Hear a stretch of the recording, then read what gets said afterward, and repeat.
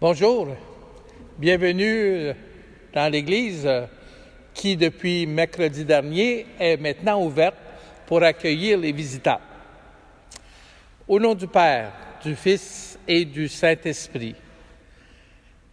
Évangile de Jésus-Christ selon saint Matthieu. Gloire à toi, Seigneur. En ce temps-là, Jésus disait à ses apôtres: celui qui aime son père ou sa mère plus que moi n'est pas digne de moi. Celui qui aime son fils ou sa fille plus que moi n'est pas digne de moi. Celui qui ne prend pas sa croix et ne me suit pas n'est pas digne de moi. Qui a trouvé sa vie la perdra. Qui a perdu sa vie à cause de moi la trouvera. Qui vous accueille, m'accueille. Et qui m'accueille, accueille celui qui m'a envoyé. Qui accueille un prophète en sa qualité de prophète recevra une récompense de prophète. Qui accueille un homme juste en sa qualité de juste recevra une récompense de juste. Et celui qui donnera à boire même un simple verre d'eau fraîche à l'un de ses petits en sa qualité de disciple, amen, je vous le dis, non, il ne perdra pas sa récompense. Acclamons la parole de Dieu. Louange à toi, Seigneur Jésus. Des fois, c'est réellement pas évident de préparer une homélie. Par exemple, aujourd'hui, les premières paroles que Jésus nous dit, c'est celui qui aime ses parents ou ses enfants plus que lui n'est pas digne de suivre Jésus. Celui qui ne prend pas sa croix pour suivre Jésus, il n'est pas digne de lui. Comme campagne de recrutement, on a déjà vu mieux. Puis je soupçonne que déjà plusieurs parmi vous, en m'écoutant lire l'Évangile, dès le début, vous avez fermé le poste. Vous avez dit non, ça ne m'intéresse pas, des paroles comme ça. C'est pas inspirant pour moi. Mais ça fait partie de l'Évangile, des paroles de Jésus. On va essayer de garder ça un peu plus près. La première chose qu'il faut savoir, c'est on lit un extrait de saint Matthieu. Puis saint Matthieu a construit son évangile autour de 5 grands discours. Et un de ces discours-là, c'est le résumé des instructions de Jésus pour ses disciples qui vont être envoyés en mission. Ça s'adresse d'abord aux apôtres, aux disciples apôtres missionnaires. Alors, c'est sûr que Jésus n'a pas dit une journée, pour le prochain mois, je vais vous parler de comment vous préparer. Ce que Matthieu a fait, c'est qu'il a ramassé des phrases, des enseignements, des discours de Jésus au cours de ses 3 années de vie publique, puis il les a toutes ramassés à une sorte de chapitre qui ramasse le contenu de Jésus. Puis il l'a fait à partir de phrases choc, un peu pour nous secouer, un peu pour bien imprimer dans notre tête et dans notre cœur ce que Jésus donnait comme instruction. Et les phrases qu'on lit aujourd'hui dans l'Évangile, c'est les dernières phrases de ce chapitre 10 de saint Matthieu, où Jésus donne ses instructions. Oui, ça commence en disant celui qui aime plus ses parents ou ses enfants. Dans l'Évangile, comme dans toute vie, il ne faut pas prendre une seule phrase d'une personne. Il faut regarder l'ensemble de sa vie. Puis Jésus, on ne peut pas dire que c'est quelqu'un qui n'aimait pas les familles. Bon, il aimait d'abord beaucoup sa mère, au point que même au moment de mourir, il se préoccupe pour que son disciple bien-aimé Jean prenne Marie, prenne soin de sa mère maintenant que lui va mourir. On sait que, comme tout bon juif, il respectait le commandement, le 4e commandement de Dieu, « Honore ton père et ta mère ». On raconte, par exemple, qu'une fois, il est rentré dans une ville, puis il arrive face à face à un cortège funèbre, puis il y a une veuve, une femme, qui s'en va enterrer son fils. Puis Jésus est ému de voir la peine de cette maman, l'amour qu'elle avait pour son enfant qu'elle a perdu. Et il va s'approcher et il va faire un miracle. Il va redonner vie à cet enfant-là. Il va le remettre à sa mère, le rendre à sa mère. Autrement dit, Jésus, il n'est pas contre les familles. Il ne nous dit pas « aimez pas vos familles, aimez pas vos enfants ». D'ailleurs, quand on y pense, Jésus fait partie de la famille. Nous sommes tous des enfants de Dieu, puis Jésus, c'est notre frère. Puis on est tous des frères et sœurs de Jésus. Alors, quand Jésus dit « ceux qui aiment le père et la mère ou les frères et les sœurs, les enfants, plus que moi, n'est pas digne d'être mes disciples », dans le fond, ce que Jésus dit, c'est « je vous demande, si vous voulez être un disciple, là, il faut que je sois le centre de votre vie, que je prenne la première place. » Puis peut-être la meilleure façon de comprendre ça, c'est, supposons que des fiancés décident d'unir leur destin, puis de fonder un foyer, puis de vivre ensemble. Lorsqu'ils prennent cette décision-là, ils ne disent pas « ben là, papa, maman, je vous aime plus. Les frères, les sœurs ou les amis, je vous aime plus. Là, j'ai choisi. » Non. Ce qu'il dit, c'est mon conjoint, ma conjointe, va devenir le centre de ma vie, va prendre la première place. Je continue de vous aimer, mais je ne perds pas de vue que le centre de ma vie, c'est la famille que je suis en train de bâtir.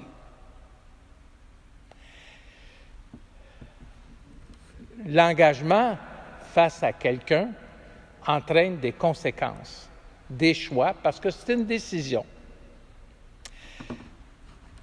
Quand Matthieu écrit ça, c'est un contexte où les chrétiens vivent d'une façon difficile leur foi.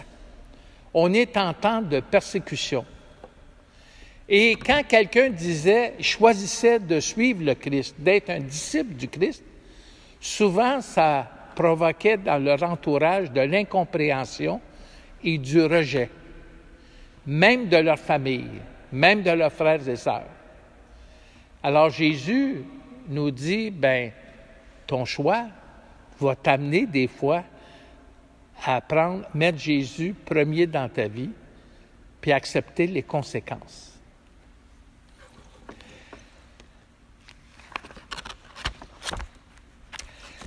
Saint Paul dit dans la deuxième lecture aujourd'hui, « Nous avons été baptisés pour être unis au Christ. » Alors nous sommes greffés au Christ, on est branchés sur le Christ. On a à vivre comme lui, à sa manière, en suivant ses pas. Puis comme Jésus est amour, on a nous aussi à vivre l'amour. Or, l'amour, c'est quelque chose qui se donne, qui se partage. On pourrait prendre l'exemple d'un gâteau de fête. Je veux faire une fête, j'achète un gros gâteau. Alors, c'est bien sûr que le gros gâteau, je l'achète, mais je ne le garderai pas rien que pour moi, ça ne serait pas bon pour ma santé. J'achète le gâteau pour le partager avec ma famille, avec mes amis qui sont réunis avec moi. Mais quand on y pense, le gâteau, plus qu'il y a de monde à la fête, moins je vais pouvoir en donner aux gens. Je vais trouver de couper les morceaux tout petits. Et s'il commence à avoir de plus en plus de gens, je risque d'être obligé de dire « j'ai plus de gâteau pour vous, c'est dommage ». Ou de dire à quelqu'un « je vais prendre ton gâteau, je vais te l'enlever, puis je vais le donner à quelqu'un d'autre ». Le gâteau, c'est une bonne chose, mais c'est limité. Heureusement, l'amour, c'est pas limité. Il n'y a jamais pas assez d'amour dans notre cœur pour partager, pour donner. L'amour, c'est plus comme l'air qu'on respire, ou le soleil qui illumine. Il y aurait beau avoir beaucoup de monde dans ma cour pour la fête, tout le monde va pouvoir respirer, tout le monde va bénéficier de la lumière du soleil. C'est un peu comme les parents. Ils ont un enfant, puis ils sont en amour avec leur enfant. Les grands-parents deviennent gaga devant leurs petits-enfants. Lorsque les parents ont un deuxième bébé, ils ne disent pas au premier, « c'est dommage, là, on va t'aimer moins parce qu'on aime le deuxième qui vient d'arriver, il est tout neuf. » C'est pas parce qu'ils aiment le deuxième qu'ils vont moins aimer le premier ou qu'ils vont mettre de côté le premier. L'amour, il y en a toujours, ça se renouvelle continuellement parce que ça vient de Dieu. Il y a toujours assez d'amour dans notre cœur. Jésus dit aussi, « Celui qui ne prend pas sa croix et ne me suit pas n'est pas digne de moi. » Même si on n'aime pas trop cette idée de prendre sa croix, dans le fond, ce que le Seigneur nous dit, c'est si tu veux réellement aimer, il va y avoir des bouts dans ta vie où ça va être plus difficile. Parce que aimer vraiment, c'est exigeant. L'amour demande des renoncements, demande des sacrifices. Depuis mercredi dernier, on a les portes ouvertes. Alors, j'ai l'occasion de rencontrer plein de gens. J'ai eu l'occasion de parler avec des personnes qui sont préposées aux bénéficiaires à l'hôpital ou dans des résidences de personnes âgées, du CHSLD. Ils me racontaient comment il y a eu des périodes très difficiles. Non seulement parce qu'il y avait beaucoup de travail, ils étaient épuisés, il fallait qu'ils fassent attention pour, quand ils revenaient à la maison, pour ne pas amener la contamination auprès des leurs. Il nous racontait, un des deux me racontait qu'il a été contaminé, il est obligé d'être isolé pendant 14 jours. La fatigue et la peine de voir des gens qu'il connaissait mourir, puis souvent mourir seuls, un peu abandonnés. Mais ils ont resté fidèles à leur poste. Ils ont été ce qu'on appelait les anges gardiens qui continuaient de prendre soin des autres, même si c'était difficile. C'est ça que Jésus dit, ceux qui veulent me suivre, ils vont avoir à accepter de porter leur croix.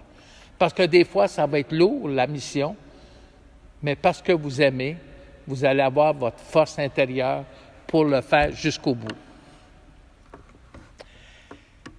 Dans le monde moderne, on parle beaucoup de prendre soin de soi, de penser à soi, de se réaliser, de s'épanouir. C'est des belles choses. C'est bon, c'est positif. Le danger, c'est de tellement se replier sur soi, se centrer sur soi, c'est d'oublier les autres. Quand Jésus dit « Qui a trouvé sa vie la perdra », mais qui a perdu la vie à cause de moi puis de l'Évangile la trouvera. Ce que le Seigneur il nous dit, c'est se replier sur soi, c'est le plus sûr moyen de rater sa vie. Puis il nous invite à ne pas rater, mais plutôt de réussir notre vie. Dans le dernier chapitre, on parle de l'accueil. De fait, on fait un peu aussi référence à la première lecture où le prophète Élisée va être accueilli par une famille. Lorsqu'il arrive dans un village, on le reçoit à manger dans une famille. Puis, à un moment donné, comme il avait souvent passé par là, ils ont aménagé une pièce pour pouvoir lui offrir l'hospitalité. Ça fait penser aussi à Abraham qui avait accueilli des visiteurs. Et dans la Bible, lorsqu'on accueille, lorsqu'on pratique l'accueil, l'hospitalité, il y a toujours des bonnes choses qui arrivent. La vie grandit, s'épanouit. Dans le fond, c'est un autre message de l'Évangile d'aujourd'hui. nous inviter à accueillir ce que le Seigneur, les signes que le Seigneur va nous donner dans notre journée, dans notre vie. Puis de poser des gestes de disciples du Christ. Il ne s'agit pas toujours de faire des grands gestes puis de donner sa vie comme martyr. Jésus nous dit un simple verre d'eau fraîche partagé, c'est déjà un beau geste. Amen. Comme je vous ai dit tantôt, on a commencé à ouvrir les églises dans Montréal. On est une des premières qui a ouvert, effectivement, puis on est fiers. Il y a des visiteurs tout au long de l'après-midi qui passent. On expose le Saint-Sacrement, ça permet aux gens de prier. On n'a pas encore commencé les messes officiellement. On n'a pas de messe en fin de semaine à cause du nombre limite de personnes. Mais on pense que ça va changer très vite. On est convaincu qu'en juillet, on va commencer les messes de fin de semaine. N'ayez pas peur, quand ça va arriver, on va vous avertir. Au revoir, à la semaine prochaine.